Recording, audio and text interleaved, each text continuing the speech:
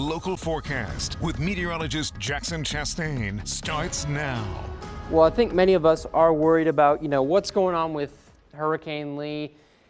Category 3 at this point was a Category 5, but ran into some issues, and so Lee is actually weakened just a little bit, but still very much in the Atlantic right now. And I think the question for many of us on the East Coast is we've been seeing some of these tracks, and some of us are worried about landfalls, impacts. Obviously, we have a history with the name Lee, so we're concerned about that.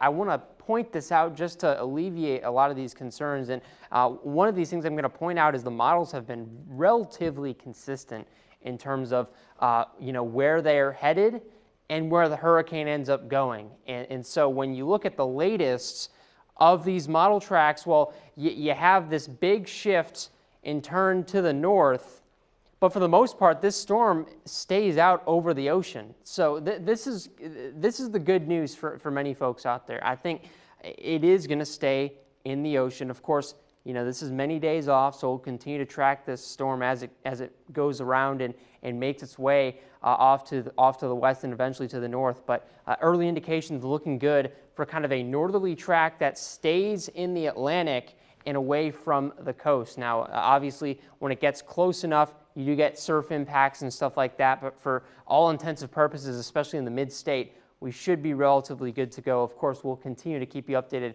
if anything changes. Back in the homestead, though, a few lingering showers in the morning.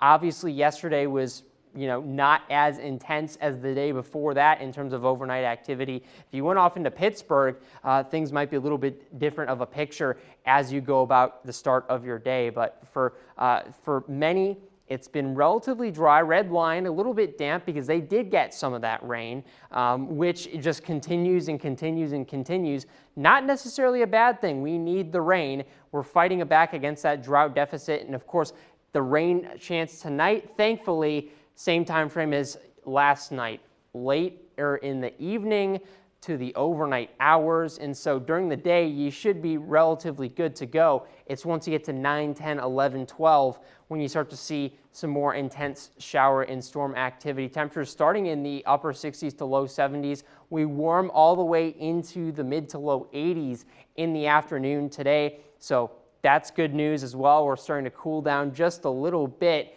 and we're going to start drying out just a little bit as you get further into the week. So right now, there's plenty of precipitable water, basically water vapor to work with for these storms to form.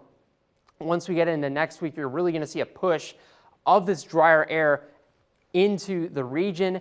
That will really add to your outdoor comfort, kill off rain chances, and once you get into the 70s, to getting into the midpoint of next week, that'll be extremely comfortable, extremely enjoyable, and I am looking forward to that absolutely. And I know, Kayla, it's been so hot this past week. It'll be nice to kind of shift down into fall, and hopefully we can stay there because we are so close to the start of calendar fall, and that's what I've got my eyes on. Yeah, that'll be definitely exciting. Thank you so much, Jackson. Appreciate it.